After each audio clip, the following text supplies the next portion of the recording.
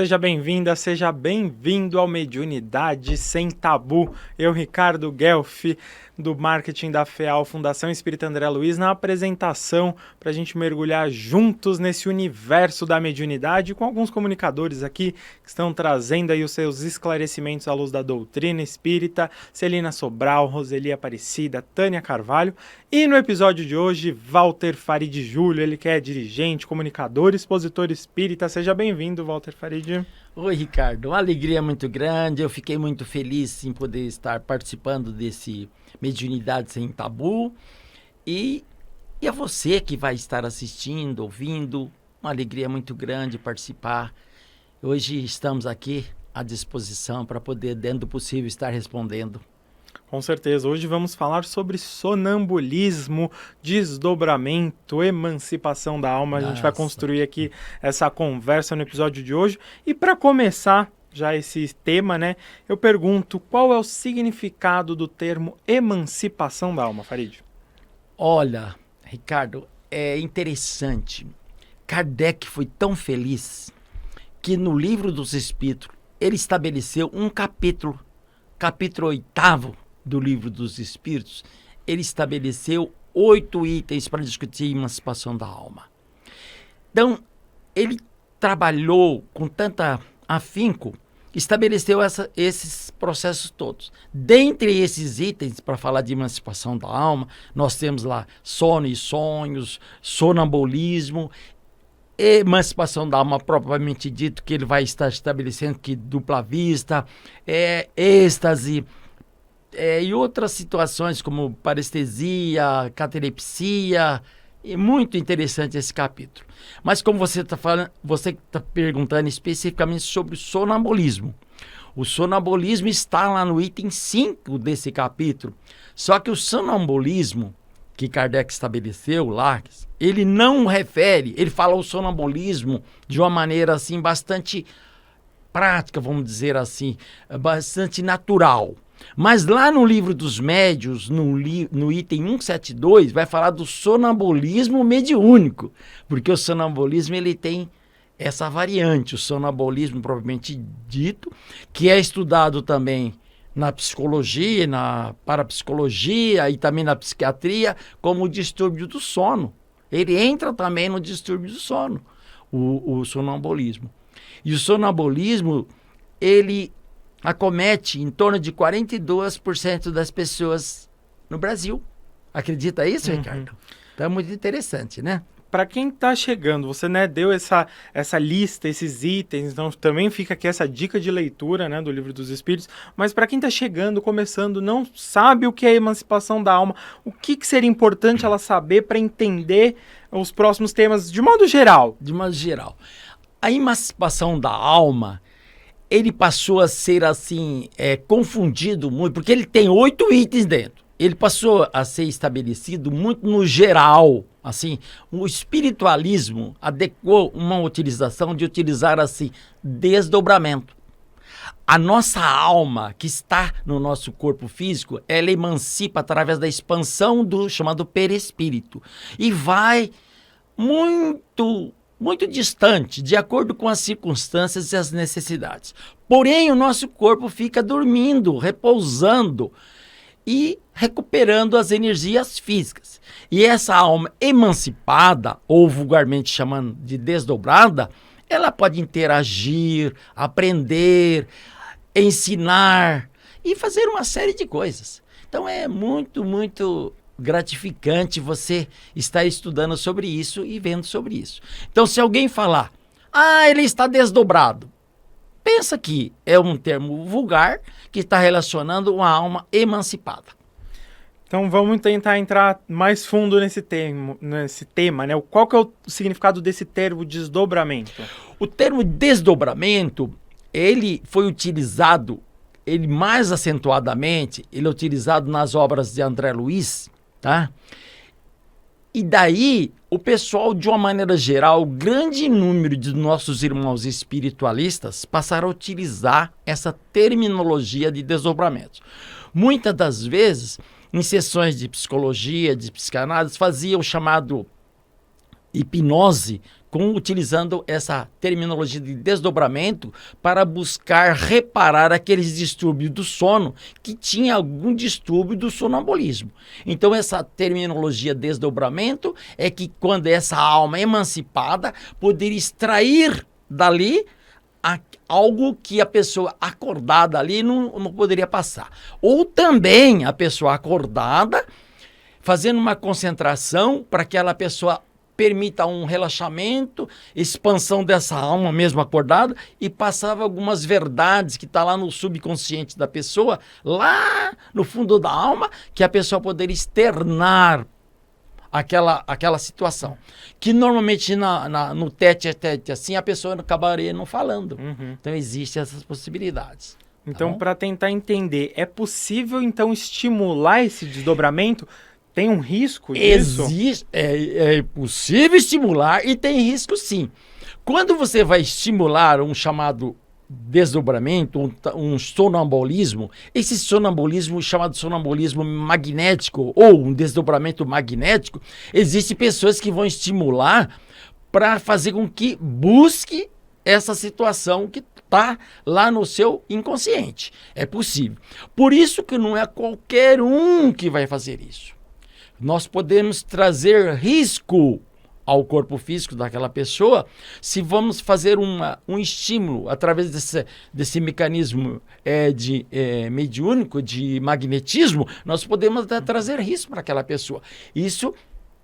Por isso que não deve ser. E isso também, em alguns momentos, ele sofria, algumas equipes, tipo folclóricas, fazia esse chamado desdobramento ou sonambulismo magnético para fazer chacota. Isso aí trazia transtornos. Então, existem algumas clínicas especializadas que cuidam dessa parte do sonambulismo ou mesmo dos distúrbios do sono, que leva em consideração, que faz esse tipo de desdobramento assistido.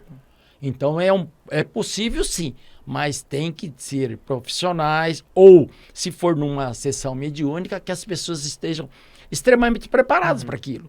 Não para fazer só aleatoriamente ali uma brincadeira. Isso não é aconselhável. Então, para a gente fechar nessa introdução, Farid, qual a diferença entre emancipação da alma e desdobramento? A diferença é que significa que desdobramento é uma terminologia comum que passou a ser utilizada, mas se nós levarmos em consideração, nas obras de Kardec, a palavra desdobramento não aparece. Tá? No livro Nos Domínios da Mediunidade, de André Luiz, ela aparece. Tá? E nossos irmãos, de uma maneira geral, os espiritualistas, utilizam isso aí com uma certa frequência. E dentro do espiritismo, passou a se utilizar muito o termo desdobramento. Mas se nós formos levar em consideração, emancipação da alma é o conjunto, não só de desdobramento, é o conjunto de tudo. Porém, a terminologia desdobramento está mais ligada ao sonambulismo, especificamente. Certo. Uma pessoa que está aí com essa alma emancipada ou está em desdobramento, né, como a gente veio entendendo, ela pode ser vista, né, a alma, o espírito dela pode ser visto por outra pessoa encarnada? É possível. É possível, não, porque na realidade nós não enxergamos o espírito de uma pessoa. Nós enxergamos, através daquela alma emancipada, ela está utilizando o perispírito. Então o perispírito ele é moldável. Se aquela alma emancipada ela quiser moldar, aparecer, ela consegue. Porque o espírito ele tem esse controle. Então imagina que tem um espírito, mesmo que nós estamos vivenciando a experiência física, eu estou encarnado e você está encarnado, e a minha alma emancipada, eu, depende da situação, posso ser vista por você. Você vai ver uma expansão da minha alma lá e fala, nossa, eu vi o Farid aqui. Mas na realidade você viu o meu perispírito, utilizando a expansão da minha alma, emancipada. Pode acontecer também. Agora a gente vai para o caminho do sonambulismo. Muitas pessoas já ouviram falar do sonambulismo, às vezes até são sonâmbulas ou pessoas, né, convivem com pessoas na casa. No livro dos médiuns a gente encontra aí várias definições do sonambulismo. O que é, para o espiritismo, o sonambulismo, Farid? O sonambulismo é quando vamos dizer assim, lá na sequência do chamado sono, sonhos, e depois em seguida logo vem sonambulismo. O que é o sonambulismo? É um sonho muito mais expandido, ou seja, quando nós estamos sonhando, um sonho chamado sonhos vulgares ou sonhos comuns, nós estamos ali com a alma até certo ponto expandida, mas no sonambulismo é muito maior. Então esse sonambulismo, essa alma expandida, ela pode, dependendo da situação, nesse processo de expansão, ela pode interagir com outros espíritos. Se isso acontecer, deixa de ser um sonambulismo comum, passa a ser um sonambulismo mediúnico. E algumas situações, esse sonambulismo, ele é muito, assim, rico em situações, muito rico em detalhes. Então é muito interessante que a pessoa pode estar fazendo algo que no estado normal ela não faria. No estado sonambúlico mediúnico ela pode estar fazendo. É quando realmente ocorre uma emancipação da alma com muito detalhe. A pessoa vai ver, vai ouvir, vai interagir, vai ver cores e vai narrar.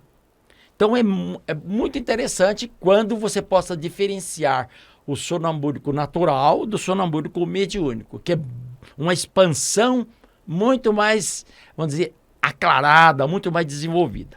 Ou também, pode falar, como fala o termo que nós falamos, o desdobramento. É muito mais completo. É por isso que é muito interessante que Kardec não deixou só no Livro dos Espíritos, ele foi lá no Livro dos Médiuns tratar. Porque lá no capítulo 14 do Livro dos Médiuns, no item 172, ele explica esse diferencial aí que existe.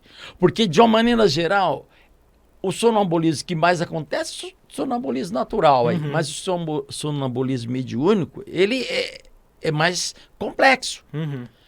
É ruim? Não. Porém, existem algumas situações que requer cuidados especiais. Requer cuidados especiais, por quê? Pode trazer gravidade para as pessoas daquela casa ou o próprio médium que está sonambúlico. Ele está em estado sonambúlico. E aí você requer controle e tratamento, logicamente. Tanto para esse sonambulismo mediúnico como para o sonambulismo natural, né? Existe um mito que a gente sempre escuta, que é que se a gente acorda, né, um sonâmbulo à noite, ele pode morrer.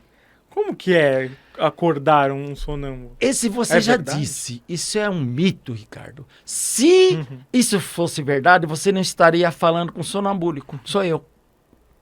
Eu sempre tive muito sonambulismo, muito, muito, muito. Eu não vou relatar aqui coisas pessoais. Eu, logicamente, depois que eu estou menos jovem, então isso aí está controlado. Mas na fase assim de 18, 19 anos, era muito séria o grau de sonambulismo. Então eu já estaria morto. Porque eu era acordado, quando estava nos atos sonambúlicos, andando pela casa lá e fazendo as coisas aleatoriamente, era acordado. Então, e não era acordado tão assim docemente, era acordado com bravura. É interessante você estar trazendo, né, essa questão pessoal. Para quem está acompanhando a gente em casa, talvez tenha essa vivência, talvez tenha ali familiares. Qual recado, mensagem você deixa para essas pessoas para lidar tanto com o sonambulismo mediúnico como natural? É muito importante, se você é sonambúlico ou tem alguém na família que tem sonambulismo, é muito importante, se for uma criança, um adolescente, um jovem ou mesmo um adulto, analisar e verificar pelo crivo da razão. Verificar se esse quadro sonambúlico está trazendo problemas para aquela pessoa ou para os familiares. Porque por medida de segurança, é muito importante que nós possamos estar procurando um acompanhamento psicológico ou mesmo psiquiátrico, vai verificar. Porque o sonambulismo, para alguns, é folclore. Para outros, não é folclore. Então, nós temos que estar experienciando isso, analisando com muito cuidado, com muita clareza. Porque é algo que, infelizmente, as pessoas levam sempre em chacota e pratica bullying com relação a isso. tá? E é algo sério. Existem quadros sonambúlicos que requer um acompanhamento muito rigoroso, porque foge da casinha. Nós tivemos, há pouco tempo aí, um jovem filho de um treinador brasileiro que acabou, em um ato sonambúlico, cometendo pulando pela janela do apartamento que morava, acabou acontecendo uma tragédia. Então, é muito importante, não faça chacota. Verifique o grau de sonambulismo. Se for um jovem, um adolescente, não leva na brincadeira aquela situação. Vai verificar, procura. E principalmente, Ricardo, eu vou dizer uma coisa para você. Existe uma fase, desde a puberdade e na adolescência, que esse jovem sofre uma transformação muito grande. A nossa glândula pineal, ela aflora de uma tal maneira. Então, existe alguma confusão. E se esse indivíduo tiver quadro de sonambulismo, isso pode aumentar. É muito importante levar, porque pode levar esse quadro de sonambulismo, pode levar a uma insegurança nesse jovem e acarretar ansiedade, distúrbios psicológicos, que pode levar até um acontecimento mais grave. Eu sugiro que procure sempre um acompanhamento, nunca deboche de um sonâmbulo. Então fica aqui, né, esse recado importante, né? Busque ajuda médica, profissionais aí da área da saúde que vão poder auxiliar nesse primeiro momento. Se questões, né, sinais mediúnicos, a gente vem tratando isso aqui, busque uma casa espírita para também esse auxílio, esses dois pontos, né, Farid? A gente vai falando. É importante uma pessoa falando, ele está fazendo acompanhamento na casa espírita. Nós nunca sugerimos, somente você procura assistência na casa espírita. Você tem que sempre estar avaliando médico, psicológico e espiritual. E esse tríade aí de situações, porque nós não podemos só achar que é espiritual. Nós temos que levar em consideração se é psicológico, ou se é físico, ou espiritual. As três coisas juntas. Porque se nós acreditarmos que é só uma parte, nós podemos cair no erro. Então, vamos estabelecer. Se você não estiver sentindo bem, tiver ter quadro sonambúlico, ou alguém da família, filho, irmão, tá? É muito importante dar o apoio. Queria agradecer, Farid, aqui os seus esclarecimentos, sua palavra. Agradecer também você de casa que está acompanhando a gente. Até o próximo episódio, a gente se vê. Eu vou deixar a palavra final agora para o Farid também se despedir de você. Eu agradeço imensamente, é uma grande oportunidade. Nós estamos aqui entrando nessa fase de falar um pouco sobre os assuntos mediunidade sem tabu. Estou bastante feliz e emocionado em estar podendo interagir aqui com vocês esta singela mensagem. Gratidão a todos. Até o próximo episódio. Até o próximo.